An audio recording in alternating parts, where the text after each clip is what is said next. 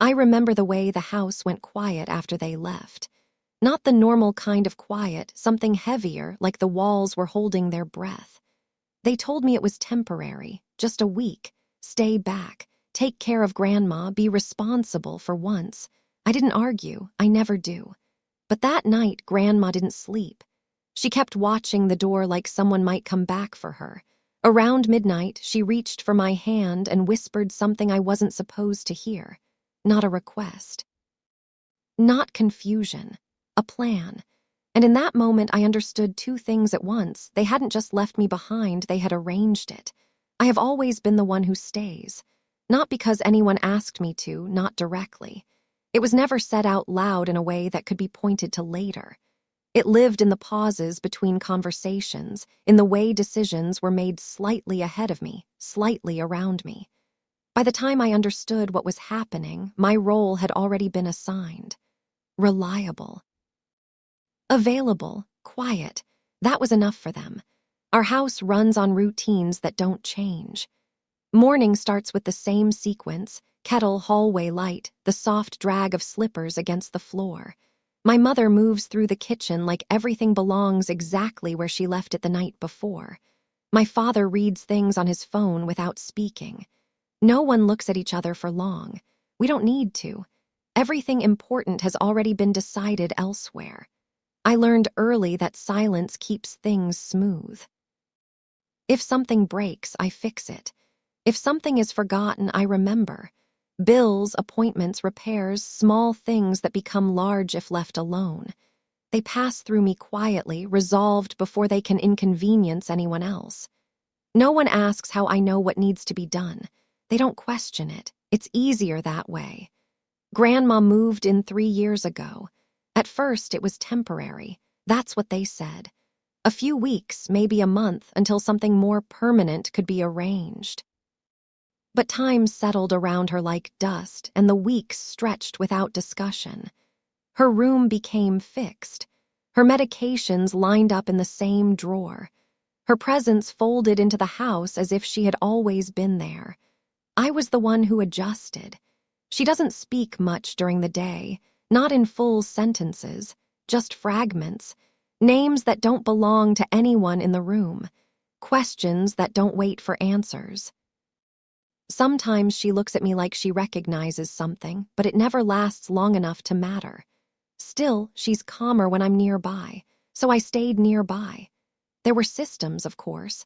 Schedules taped to the refrigerator, doctor numbers written in careful handwriting, instructions repeated more than necessary, as if saying them often enough could make them permanent. My mother handled the visible parts, the calls, the appearances. I handled everything that came after. Cleaning up, checking doses. Sitting through long, quiet afternoons where nothing happened except time passing in a way that felt deliberate. It never felt like a burden. That's what I told myself. The rest of the family moved differently. My brother came and went without pattern. He had reasons, work, friends, things that always sounded immediate and necessary. No one questioned him. When he wasn't there, his absence was treated like something natural, almost expected. When I stayed, it was just what I do. Even meals followed a pattern. My mother would call us in, plates already set, portions already decided. Conversations stayed close to the surface, whether small complaints, things that didn't require attention beyond the moment. If something heavier tried to enter the room, it was redirected before it could settle. I never pushed against that. It wasn't resistance. It was understanding. Somewhere along the way, I learned that being easy to manage made everything easier for everyone else. There was a kind of balance in that.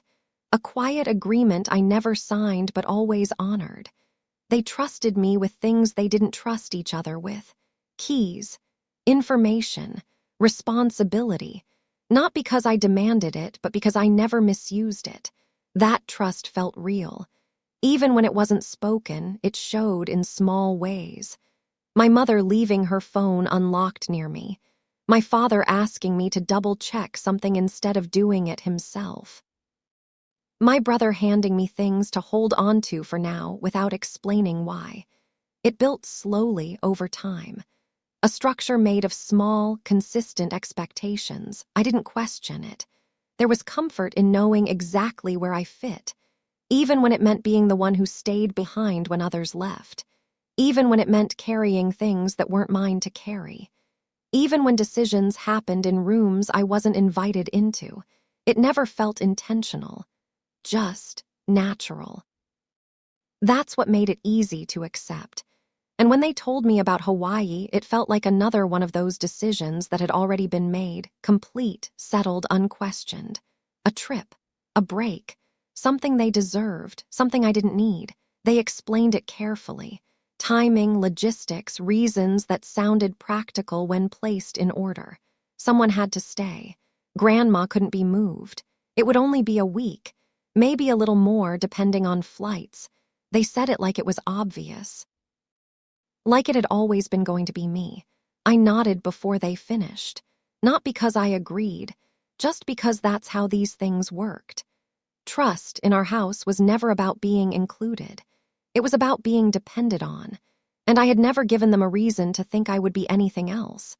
They started talking about the trip like it had already happened, not in a deliberate way. It slipped into conversations too easily, too smoothly, as if the decision had been made long before it reached the surface. My mother mentioned packing lists while folding laundry. My father checked flight times out loud, not asking anyone in particular. My brother scrolled through hotel photos at the dinner table, turning the screen toward them but never toward me. No one asked if I wanted to come. That part stayed unspoken, but it didn't feel accidental. I noticed it the first time my mother used the phrase "all of us" and then corrected herself mid-sentence. It was subtle, barely a pause, but it was there. She replaced it with something else, something cleaner. The trip, not our trip. It should have meant nothing. I let it mean nothing. They moved quickly after that. Bookings, confirmations, small bursts of urgency that didn't match the way we usually handled things. In our house, decisions stretched out. Discussions repeated themselves. Details were revisited until they lost importance. This was different. Things were finalized before I could fully understand them. One afternoon, I walked into the kitchen while my father was on the phone. He lowered his voice when he saw me, turning slightly toward the window.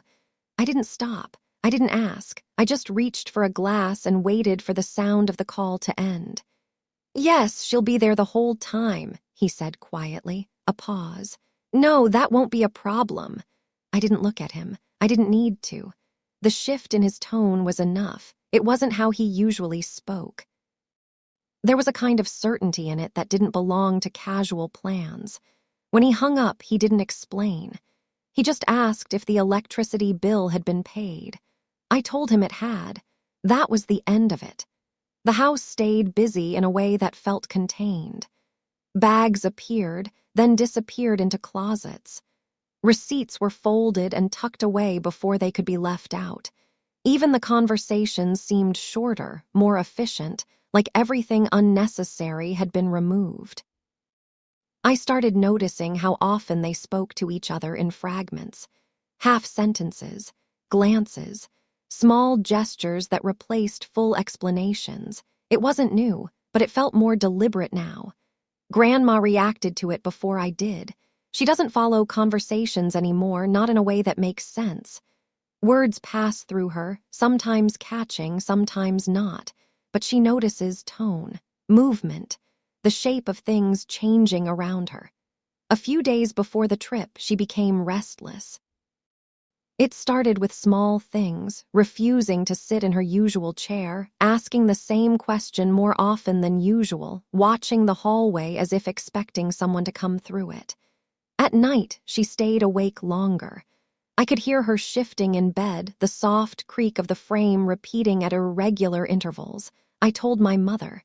"She's probably just confused," she said without looking up. "It happens." It does happen. But this felt different. There was a pattern to it. a kind of tension that didn't belong to confusion alone. I adjusted her medication times slightly, thinking it might help, sat with her longer in the evenings, kept the lights dim and the house quiet after dinner. Small changes, careful ones. She watched me more closely, not with recognition, not exactly, just awareness. Like she was trying to place me inside something she couldn't fully remember. The night before they finalized the travel dates, I found a folder on the dining table. It wasn't hidden, just left there, slightly out of alignment with everything else. Papers inside, clipped together neatly. I wasn't looking for anything.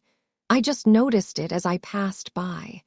My name was written on a small tab at the top, not in full, just enough to identify it. I didn't open it. I stood there for a moment longer than necessary, then adjusted the edge of the folder so it lined up with the table. When my mother came back into the room, she moved it immediately, sliding it into a drawer without acknowledging it had been there. Neither of us mentioned it. That should have been enough. A small inconsistency, something easy to dismiss, but it stayed with me. The same way my father's lowered voice stayed with me. The way my brother avoided meeting my eyes when he talked about the trip. The way conversations seemed to close when I entered a room, then reopen once I left. None of it was direct. Nothing I could point to and say this is wrong. Just a collection of moments that didn't fit together the way they should. I told myself it was timing, stress, preparation, the natural disruption of something out of routine. That explanation made sense, so I accepted it, even as the house began to feel slightly unfamiliar, even as the decisions kept moving forward without me. Even as I realized, slowly, that everything about the trip was being arranged with a kind of precision that didn't leave space for questions. I didn't ask any, because asking would have required them to answer. And something about the way things were unfolding made it clear they already had. The first time it stopped feeling like a misunderstanding was over something small. Money, not in a dramatic way, nothing missing, nothing obvious, just a number that didn't match what I expected to see. I was reviewing the usual accounts, utilities, groceries, the recurring medical expenses that had settled into predictable patterns over the past 3 years. Grandma's prescriptions were consistent. Her appointments rarely changed. Even unexpected costs followed a kind of rhythm after a while. That's how I noticed it.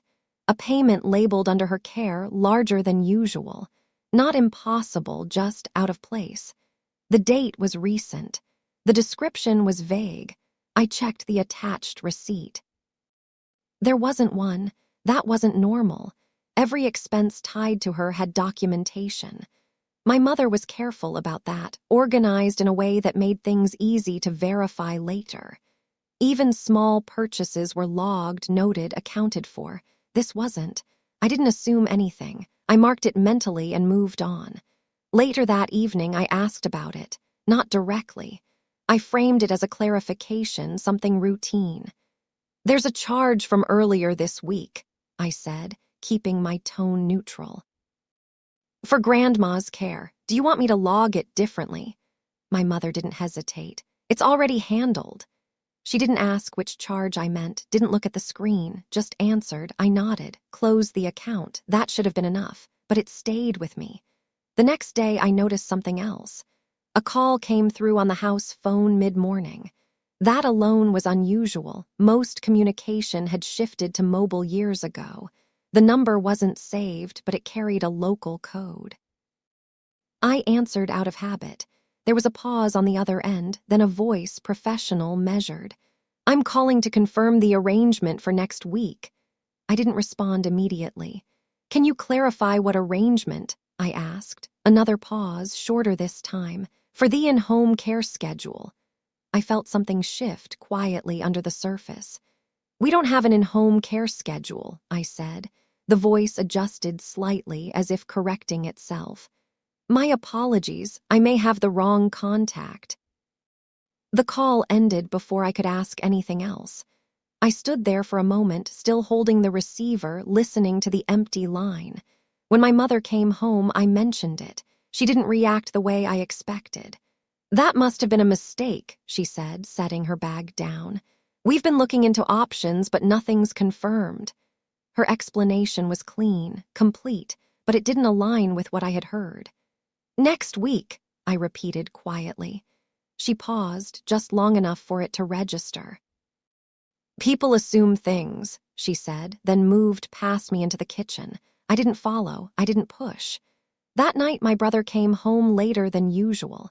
He carried something with him, a folder similar to the one I had seen earlier in the week. He didn't leave it out. He kept it close, even when he sat down, resting it against the side of his chair. We didn't speak much during dinner. At one point, my father asked him if everything was in place. He nodded. "Good," my father said, and that was the end of it. No details. No explanation, just confirmation. I focused on my plate, on the familiar rhythm of the meal. Small bites, minimal noise, the quiet exchange of dishes once everyone finished. Normal things, things that didn't require interpretation. But the patterns were shifting. Subtly, but enough. Later that night, I checked Grandma's room. She was awake again. Sitting up this time, her hands folded in her lap, her eyes fixed on the doorway. When she saw me, her expression changed, not into recognition, but into something more focused. "You heard them," she said. Her voice was clearer than usual. I stepped closer. "Heard who?" I asked. She didn't answer right away, just kept looking at me as if deciding something. "They think I don't listen," she said finally. "But I do." A pause. "They talk when they think I'm sleeping." I didn't interrupt, didn't correct her. "They're getting ready," she continued, her voice lowering slightly. "For when they're gone." The words settled slowly, carefully. "For the trip?" I asked. She shook her head, not confused, not uncertain, deliberate. "For after," she said. I stood there, not moving. The room felt smaller than it should have. "What do you mean?" I asked. She leaned back slightly, her grip on the blanket tightening. "They already decided," she said. Her voice drifted after that, losing structure, slipping back into fragments that didn't connect. Names, half sentences. Pieces of something that couldn't be fully formed. I stayed with her until she fell asleep, adjusted the blanket, turned off the light, closed the door halfway the way she prefers. Then I stood in the hallway longer than necessary, listening. The house was quiet, exactly the way it always was at night. But the silence didn't feel the same anymore. It felt arranged, like something had been set in motion without me. And for the first time, I considered the possibility that the trip wasn't just a trip. That staying behind wasn't just about responsibility. That the things I had dismissed, the payment, the call, the way conversations closed when I entered, weren't separate. They were connected. I just couldn't see how yet. And that uncertainty didn't feel temporary. It felt intentional. I waited a full day before saying anything again. Not because I wasn't thinking about it, but because I was. Constantly. Every detail replayed itself in a way that made it difficult to separate instinct from evidence. I needed it to settle, to become something I could explain without sounding uncertain. In our house, uncertainty doesn't hold weight. If you question something, you're expected to be precise. Calm, reasonable, anything less becomes easy to dismiss. So I waited, watched, listened. The next evening, everything felt almost normal again. Dinner was quiet, predictable. My father spoke about something unrelated, traffic, I think. My brother nodded without contributing. My mother moved between the table and the kitchen with the same steady rhythm she always had. Nothing outwardly wrong, that made it harder. "I got a call yesterday," I said, once the plates had been cleared. No one reacted immediately. I continued anyway. "Someone asking about an in-home care schedule for next week." My mother didn't turn around. "They must have had the wrong number," she said. Her tone was neutral, not defensive, not surprised, just finished. They used our address, I added. They sounded certain. That happens, my father said, still looking at his phone. Systems get things mixed up. I let a few seconds pass. There was also a payment, I said. For Grandma's care, it wasn't logged properly. This time my mother turned, not fully, just enough. I already told you that's handled. Her voice was sharper now, but still controlled. I know, I said. I just want to understand what it was for. A pause, the kind that stretches without breaking. You don't need to understand everything, she said. It wasn't loud. It didn't need to be. I nodded slightly. I usually manage the records, I said. That's why I asked. And you do that well, she replied. So trust that if something needed your attention, I would tell you. There it was, clean, final.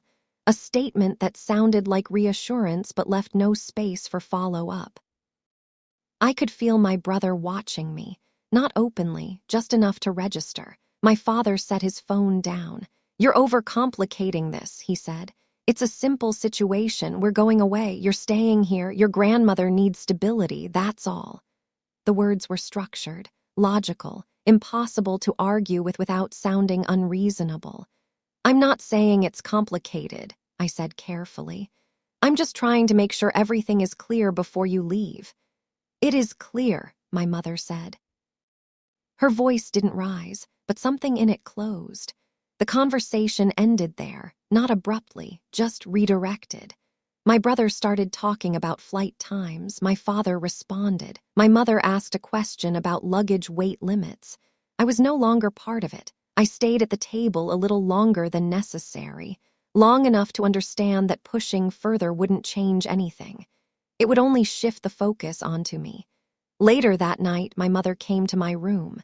She didn't knock. She stood near the doorway, not stepping fully inside. You've been tense, she said. It wasn't a question. I'm fine, I replied. She watched me for a moment. You don't need to make this harder than it is, she continued. We trust you, that's why you're staying. The words were familiar, reassuring on the surface, but something about the way she said them felt positioned, like they were meant to replace something else. I understand, I said. Do you? She asked, a small pause. Then she stepped further into the room. Because it doesn't feel like you do, she added. It feels like you're looking for problems where there aren't any. I didn't respond immediately. She filled the silence. Your brother isn't questioning this, she said. Your father isn't questioning this. No one else is having trouble accepting what needs to happen. The comparison was quiet, but deliberate. I looked at her. I'm not having trouble accepting it, I said. I just want to make sure everything is in place. And it is, she replied. You just have to stop doubting that. Doubting, not asking, not noticing, doubting. The shift was subtle, but it changed everything, because doubt implies something internal, something ungrounded, something that belongs to me, not to the situation. She moved back toward the door. Get some rest, she said. You'll need to be focused next week. Then she left. I sat there for a while after she was gone, not thinking, just holding the shape of the conversation in place, replaying it. Every response had been clean. Every answer had redirected, minimized, or closed the question without addressing it. Nothing I said had been acknowledged as valid, not directly. The call was a mistake. The payment was handled. The concern was unnecessary. The tension was mine. By the time I reached the end of that pattern, there was only one conclusion left available, that I was the problem, not the inconsistencies, not the unanswered details. Just me. And that realization didn't come with anger. It came with something quieter, something more controlled. Because if everything I had noticed could be reduced that easily, then whatever was actually happening was being kept just as carefully contained. The night it started to come together, nothing unusual happened. That was the part I noticed first. No raised voices, no tension in the air, no visible mistakes. The house moved through its routine with the same quiet precision it always had. Dinner was served on time. Dishes were cleared without discussion. Lights turned off in the same sequence, room by room. Everything looked controlled, finished. That's what made the disruption feel sharper when it came. Grandma didn't sleep again. By then, I had adjusted to the pattern, checking on her once before midnight, then again a few hours later. Most nights, she would be half awake, restless but unfocused, murmuring things that dissolved before they could form. That night was different. When I opened her door, she was already sitting up, waiting. The lamp beside her bed was on, even though I hadn't left it that way. The light cast a narrow circle across the blanket, leaving the rest of the room in shadow. Her hands were steady, folded tightly together as if she had been holding that position for a long time. "You took too long," she said. Her voice was clear, not louder, just sharper, more intentional. "I didn't know you were awake," I replied, stepping inside. "They said you wouldn't notice," she continued. I stopped moving. "Who said that?" I asked. She didn't answer right away. Her eyes stayed on me, focused in a way I hadn't seen in months, not drifting, not searching, fixed. "They think I forget," she said, "but I don't forget everything." I closed the door halfway behind me. The hallway light disappeared, leaving only the dim glow from her lamp. "What do you remember?" I asked. She leaned forward slightly. "The man came 2 days ago," she said. "When you were out." I felt something tighten quietly. "I wasn't out," I said. "You were," she replied without hesitation. "They told you to go, something about the store." I didn't interrupt, didn't correct her, just listened. "He brought papers," she continued. "Your mother signed them, your father didn't read them, he just stood there." Her voice stayed even, measured, like she was repeating something she had already organized in her mind. "What kind of papers?" I asked. She shook her head slightly. "I couldn't see everything," she said, "but I heard them." A pause. "They asked about me." My hand rested against the back of the chair near her bed. "Asked what?" I said. "If I understood where I was," she replied. "If I could take care of myself." The words landed slowly, carefully. "And what did they say?" I asked. Her expression shifted, not confused, something closer to recognition. "They said no," she said. The room felt smaller, like the air had settled lower than it should. "They said it wasn't safe for me to be alone," she continued. "That someone needed to stay." A pause. "They used your name." I didn't move, didn't speak. "They said you were already here," she added, "that you would handle it." Her voice didn't change, no emphasis, no confusion, just repetition. I sat down slowly, not because I needed to, but because standing felt too exposed. "They're making it official," she said. The phrase didn't belong to her usual vocabulary, too structured, too specific. "What do you mean?" I asked. She looked past me toward the door. "After they leave," she said, quieter now, "it changes." The lamp flickered slightly, then steadied.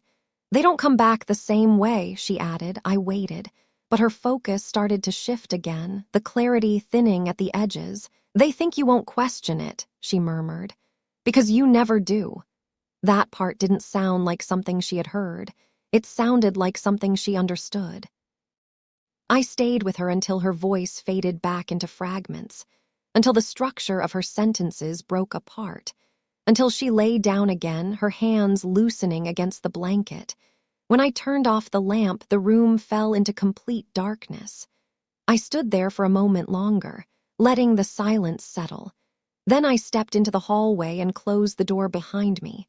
The house was still, exactly as it had been before, but something had shifted, not in the environment, in the pattern.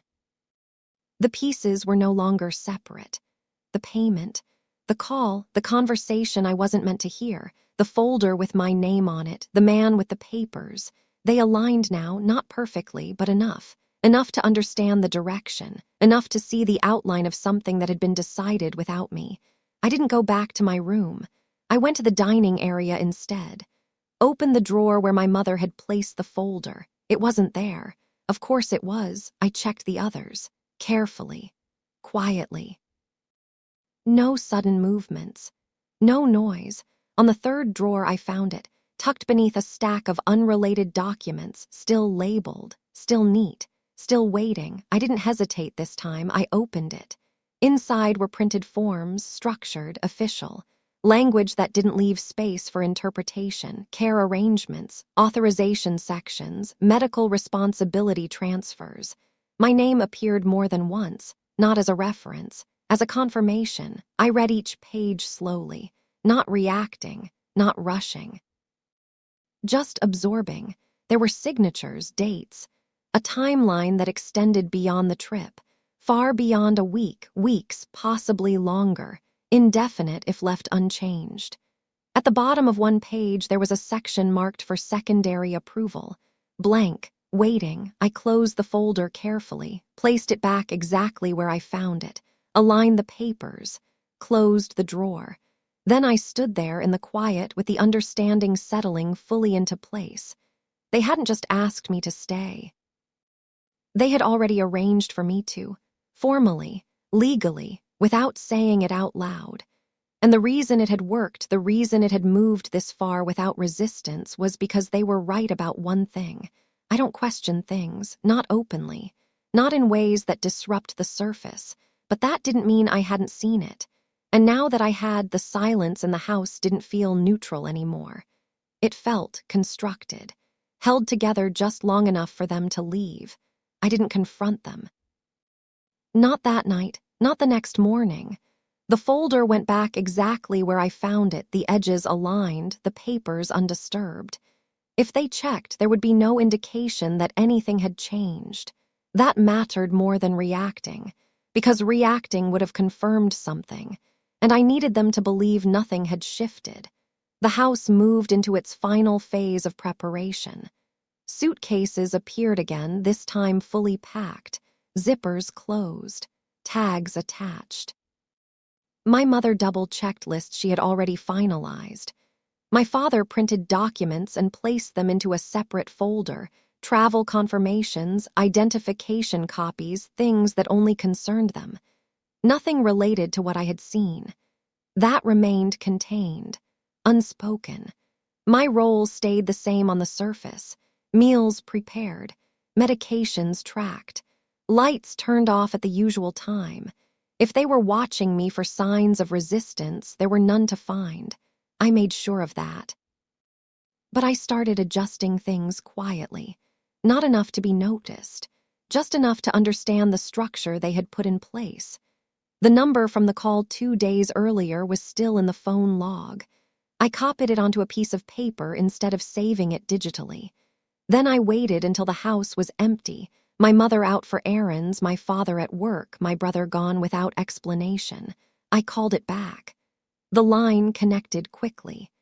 "This is the Care Coordination Office," the same voice answered. Professional, controlled. "I'm calling to confirm the arrangement for next week," I said, repeating their wording exactly. There was no hesitation this time. "Yes," they replied. "We have you scheduled as the primary and home support contact." Not a question, a confirmation. "I just want to verify the duration," I said, a brief pause, likely the sound of something being checked. "The current plan is listed as open-ended," they said, "with an initial review after 30 days. 30 days, not a week. Not temporary, structured. "And the authorization?" I asked. "All required documents have been submitted," they replied. "We're only waiting on final acknowledgement, but services can proceed as scheduled." Final acknowledgement, the blank section I had seen. They didn't need it immediately. They just needed it eventually. I ended the call without giving my name. They didn't ask for it. That told me enough. The system was already moving forward. That evening, I checked the accounts again. More carefully this time. The payment I had noticed earlier wasn't isolated. There were others, smaller, distributed across different categories. Difficult to connect unless you were looking for a pattern. I traced them back. Dates aligned with times I had been out of the house, short errands, things that wouldn't raise questions, enough time for something to happen without me present. The realization didn't come with anger. It came with clarity. They hadn't just planned the outcome. They had managed the timing. Every step placed where I wouldn't interfere. every detail arranged so that by the time I noticed, it would already be in motion. I closed the account and left everything as it was. No changes, no flags, just observation. That night, my brother knocked on my door. It was unusual. He doesn't knock. He opened it slightly before I could respond, leaning against the frame. "You good?" he asked. The question sounded casual, too casual. "I'm fine," I said. He nodded, but didn't leave. "You've been quiet," he added. "I'm always quiet," I replied, a small pause. "Yeah," he said, "I guess." He shifted his weight slightly. "You don't mind staying, right?" he asked. The phrasing was careful, not direct enough to challenge, not vague enough to dismiss. "I've already said I would," I answered. "That's not what I asked." I looked at him. He held my gaze for a second, then looked away. "It's just important that everything goes smoothly," he said. There it was, not concern, not reassurance. Expectation. "It will," I said. He nodded again. "Good," he replied. "Because it's kind of set, the same word in a different form." I didn't respond. He took that as agreement. "All right," he said, stepping back. "Just checking." He left the door slightly open behind him. I closed it after a few seconds, not immediately. That part mattered too. The next morning, my mother handed me a printed schedule, not new, just finalized, medication times, meal suggestions. Emergency contacts, structured, complete. "Everything you need is here," she said. I took it, looked at it briefly, then set it on the table. "I've already been managing this," I said. "I know," she replied. "This just makes it official." Official. Another word that didn't belong to our usual conversations. It appeared too often now, in different forms, different contexts, but always pointing to the same thing. Something had been formalized, something I wasn't meant to question. I nodded once. "That's fine," I said. She watched me for a moment, as if waiting for something more. When it didn't come, she turned away. The rest of the day passed without interruption. No mistakes, no inconsistencies, everything moved exactly as planned. And that was the final confirmation. Because if there had been any uncertainty, any part of this that wasn't fully arranged, it would have shown by now. But it hadn't. Which meant the system was already in place, already functioning, with or without my acknowledgement. That night, I sat in the living room after everyone had gone to sleep. The schedule in front of me, the memory of the folder still clear. The call, the payments, the timeline, 30 days, minimum, possibly more. I didn't feel overwhelmed. I didn't feel trapped. I just understood. This wasn't a misunderstanding. It wasn't poor communication. It was a decision, executed quietly, supported by systems that didn't require my consent to begin, only my compliance to continue.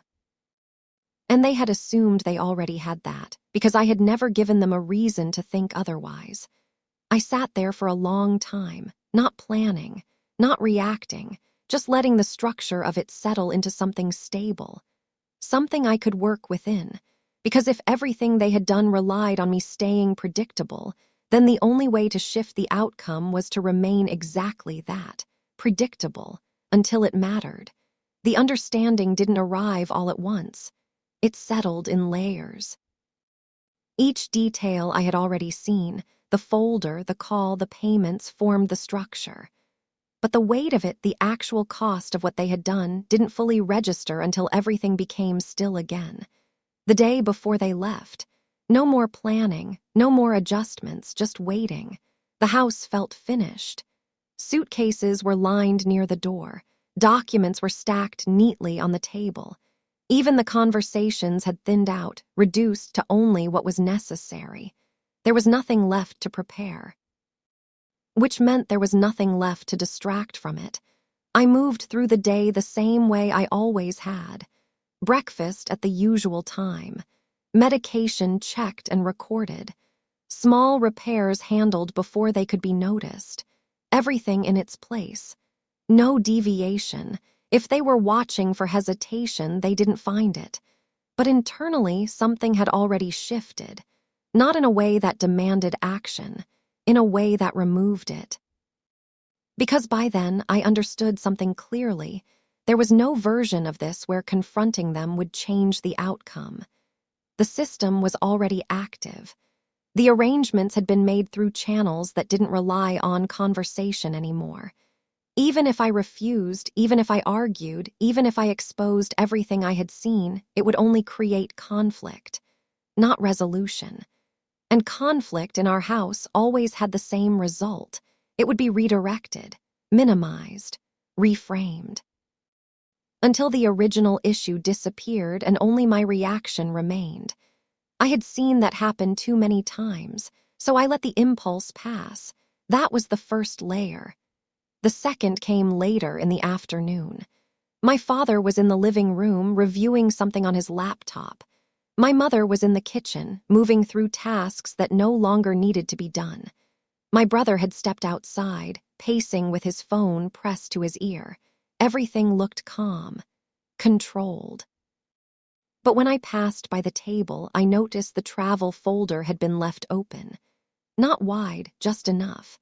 A page partially exposed. I didn't stop immediately. I adjusted something on the counter first. Took a glass, filled it halfway, set it down, then I returned, slowly. The page wasn't about the trip, it was about me. A printed confirmation. Emergency contact designation, primary caregiver acknowledgement. My name, signed, not by me. I didn't need to look closer. I already knew. The blank section I had seen before, the one that required final acknowledgement, had been filled, completed, without me. The signature wasn't mine, but it was accepted, recognized, processed. I closed the folder carefully, exactly the way I found it. No reaction, no visible change. But something settled fully into place in that moment. Not suspicion, not even confirmation, acceptance. They hadn't just assumed I would agree. They had removed the need for agreement entirely. That was the difference. And once that difference became clear, everything else followed. The conversations, the timing, the way they spoke to me not as someone included but as someone already accounted for. I wasn't part of the decision, I was part of the plan. The third layer came that night. Grandma was awake again, not restless this time. Still, when I entered her room, she turned her head toward me immediately. "They're leaving tomorrow," she said. It wasn't a question. "Yes," I replied. She watched me for a moment. "You're staying," she added. "Yes." A pause. Then she shifted slightly, her hand moving across the blanket until it found mine. "They think you won't say anything," she said quietly. Her grip was weak, but intentional. I didn't answer. "They're counting on it," she continued. I looked at her, really looked this time, not at the fragments, not at the confusion that came and went, at the part of her that still understood patterns, still recognized behavior. "They've always counted on it," I said. The words came out without effort. Not emotional, not heavy, just true. She nodded slightly, as if that confirmed something for her. "For after," she murmured again, the same phrase, but now it carried weight, not prediction, outcome. I stayed with her until she fell asleep. Longer than usual, not because she needed it, because I did. Because sitting there in that quiet made everything easier to hold without reacting to it. When I left the room, the house was completely still. No movement, no sound. Just the presence of things exactly where they had been placed. I walked back to the living room and sat down. No lights on, no distractions, just the understanding fully formed now. They had made a decision that changed my position in this house, not temporarily, not for a week, but structurally, legally, quietly. And they had done it in a way that depended on one assumption: that I would continue being who I had always been, reliable, available, silent. The realization didn't make me feel powerless. It clarified something else. That every part of this arrangement, every document, every call, every signature, only worked if I allowed it to continue without interruption. Not emotionally, practically. Because systems can be built without consent, but they still require participation. And for the first time, I understood the difference between the two. I didn't need to confront them. I didn't need to argue. I didn't need to expose anything. I just needed to decide what I would and wouldn't continue to carry. And once that decision settled into place, the silence in the house didn't feel controlling anymore. It felt temporary. They left early, before the house had fully woken up. No final conversation, no drawn-out goodbyes, just movement, quiet, efficient, already decided. Suitcases rolled across the floor with controlled care, lifted before they could make too much noise. The front door opened and closed once, then again. And then it was over. I stood in the hallway the entire time, not hidden, not visible either, just present. My mother paused briefly before stepping out.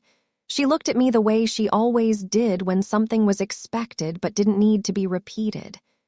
"Everything's in place," she said. I nodded. That was enough for her. My father didn't say anything. My brother gave a short, almost casual glance in my direction, like we had already agreed on something earlier that didn't need to be revisited. Then they were gone. No hesitation, no uncertainty, just departure. The silence that followed was immediate, not heavy, not emotional, just empty. I didn't move right away. I let the stillness settle into the space they left behind. Listened to the absence of their routines, the lack of small sounds that usually filled the morning. Then I turned. Not toward the kitchen, not toward my room, toward the dining table. The schedule my mother had given me was still there, neatly placed, structured, final. I picked it up, looked at it once, then set it aside. Next to it was the folder, not hidden anymore. That part was deliberate, left out as a confirmation, not a secret. I opened it slowly. Every document exactly where it had been, every signature in place, every decision finalized, except one. The section marked for acknowledgement. My name, written, signed, not by me, recognized anyway. I didn't react to it. I just took the page out, folded it once, then placed it back. Not removed, not destroyed, just changed. Enough. Then I reached for my phone. The number I had written down earlier was still where I left it. I dialed. "This is the Care Coordination Office," the voice answered. "This is regarding the current and home care arrangement," I said, a pause. "Yes. I need to update the status," I continued. Another pause. Longer this time. "What kind of update?" they asked. "The primary support designation is no longer valid," I said. The words were simple, neutral, not emotional. "Can you clarify?" the voice replied. "The individual listed has not provided authorization," I said, "and will not be assuming the role as documented." Silence. Then the sound of something being typed. "We have signed documentation," they said. "I'm aware," I replied. A pause. Then more carefully. "Without cooperation from the listed individual, we will need to reassess the arrangement." "Yes," I said. No explanation, no elaboration, just confirmation. The system didn't argue, it adjusted. That was the difference. After the call ended, I placed the phone back down exactly where it had been. Then I waited, not for a reaction, for the shift. It didn't take long. By midday, the first call came through. My mother. I let it ring once, twice, then answered. "Did you speak to someone?" she asked. No greeting, no context, just the question. "Yes," I said, a pause. "What did you say?" she asked. "That the arrangement isn't accurate," I replied. Silence, not confusion, not surprise, calculation. "You don't understand how this works," she said. Her voice was controlled, careful. "I do," I said. Another pause. "You've already been doing this," she continued. "Nothing changes." "That's not correct," I said. My tone didn't shift, didn't rise. Just steady. "The structure changes," I added. "That matters." She exhaled slowly. "You're making this more difficult than it needs to be," she said. The same pattern, different context. "I'm making it accurate," I replied. Silence again, longer this time. "Then we'll talk when we get back." Not a threat, not a promise, just deferral. The call ended, no resolution, but something had already changed. By the afternoon, a second call came, not from her, from the same office. "We've updated the file," they said. "A reassessment has been scheduled." No resistance, no pushback, just process. That was the moment it became visible, not emotionally, structurally, because everything they had built relied on one condition: that I would continue without interruption. And once that condition was removed, the system didn't collapse. It corrected, quietly, efficiently, without needing conflict to do it. That evening, I followed the same routine: dinner, medication, silence. Nothing outwardly different, but the pressure that had been placed into the structure, the expectation, the assumption was no longer holding. Not because I had fought it, because I had stepped out of it. And somewhere, far from the house, they were already adjusting to that, whether they admitted it or not. They didn't come back early. That was the first confirmation. No sudden return. No attempt to correct things in person. Whatever conversations happened after that call, they stayed where they were, contained, distant, managed through other channels. The house remained the same, quiet, ordered, functional, but the structure they had built inside it was gone, not erased, just no longer active. The reassessment happened 2 days later, a different voice, a different tone. Questions asked directly this time, not assumed. They didn't refer to me as the primary contact. They didn't use my name unless I gave it. Everything was reset to neutral. From there, it moved quickly. Temporary coverage arranged, external support scheduled, responsibilities redistributed in ways that didn't rely on me by default. It wasn't dramatic. It didn't need to be. Systems don't react. They adjust. Grandma noticed the change in her own way. Less restlessness. Fewer long pauses at the door. She still drifted in and out of clarity, but something about the tension she had been holding onto seemed to ease. Like she no longer needed to stay alert for something that had already passed. I didn't explain anything to her. There was nothing to explain. The outcome spoke for itself. When my mother finally called again, her tone was different, more measured, less certain. "You changed things," she said, not an accusation, not exactly. "Yes," I replied, a pause. "We'll figure it out when we're back," she said, the same words as before, but they didn't carry the same weight. "Okay," I said, no resistance. No agreement, just acknowledgement. That was the last time we spoke before they returned. When they did, nothing was addressed directly. No confrontation. No discussion about what had been arranged or undone, just small observations, things slightly out of place. Processes that no longer worked the way they expected. They adapted quickly. They always do. And I remained the same where it mattered. Quiet. Present. But no longer positioned the way I had been. The difference wasn't visible in conversation. It existed in what I no longer carried. In what I didn't automatically accept. In the space where expectation used to be. There was no resolution. No apology. No acknowledgement of what had been attempted, just an absence, and a shift that couldn't be reversed without being named. They never named it.